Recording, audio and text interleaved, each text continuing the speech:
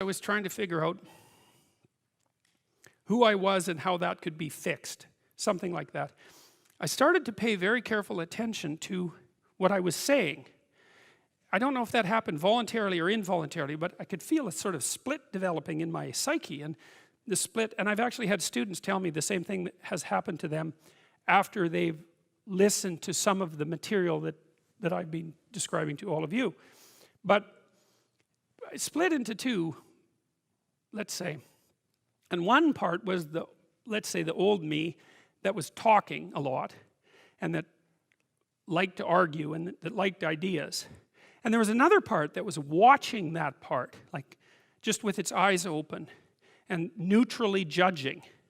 And the part that was neutrally judging was watching the part that was talking and going, that isn't your idea. You don't really believe that. You don't really know what you're talking about. That isn't true. And I thought, that's really interesting. So now and that was happening to like 95% of what I was saying.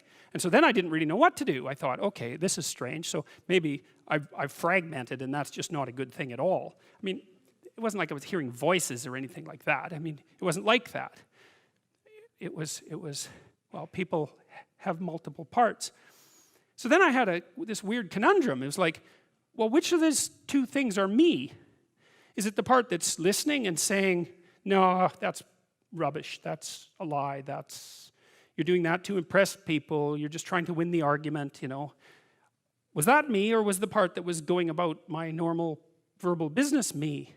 And I didn't know, but I decided I would go with the critic. And then what I tried to do, what I learned to do, I think, was to stop saying things that made me weak. And now I mean, I'm still trying to do that, because I'm always feeling when I talk whether or not the words that I'm saying are either making me align or making me come apart.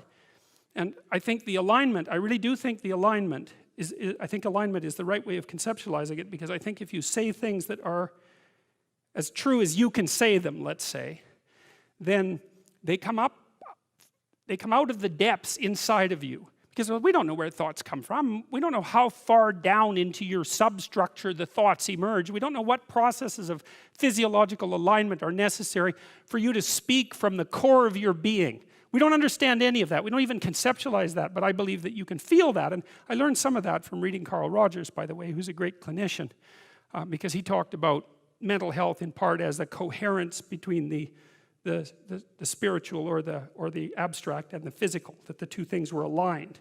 And there's a lot of idea of alignment in psychoanalytic and clinical thinking. But anyways, I decided that I would start practicing not saying things that would make me weak.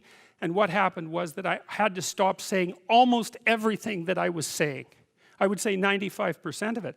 It's a hell of a shock to wake up and I mean, this was over a few months, but it's a hell of a shock to wake up and realize that you're mostly dead wood. It's a shock, you know, and you might think, well, do you really want all of that to burn off? It's like, well, there's nothing left but a little husk, 5% of you. It's like, well, if that 5% is solid, then maybe that's exactly what you want to have happen.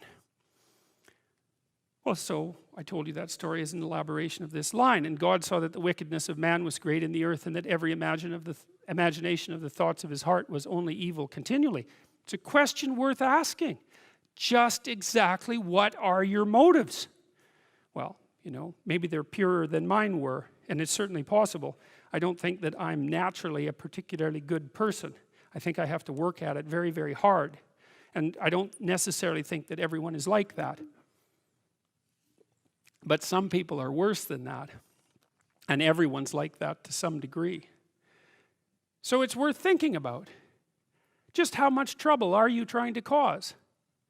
You know, and the other thing you might think about is that if you're not doing something important with your life, by your own definition, because that's the game that we're playing, you get to define the terms, at least initially, maybe you're prone to cause trouble just because you don't have anything better to do.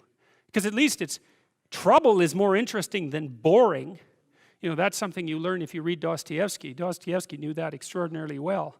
And so if you're not doing something, if you're not pushing yourself to the limits of your capacity, then you have plenty of leftover, what would you say, willpower, energy, and resources to devote to causing interesting trouble.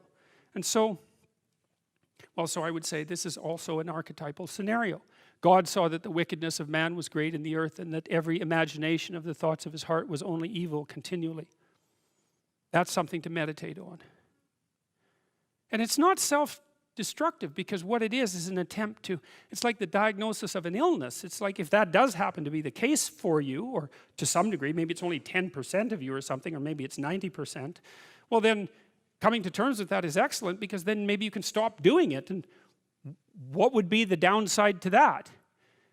You'd have to give up your resentment, obviously, and your hatred and all of that, and that's really annoying, because those emotions are they're easy to engage in, and they're engaging, and they have this feeling of self-righteousness with them, and that goes along with them. But you're not doing this in order to put yourself down. You're doing this in order to separate the wheat from the chaff, and to leave everything that you don't have to be behind.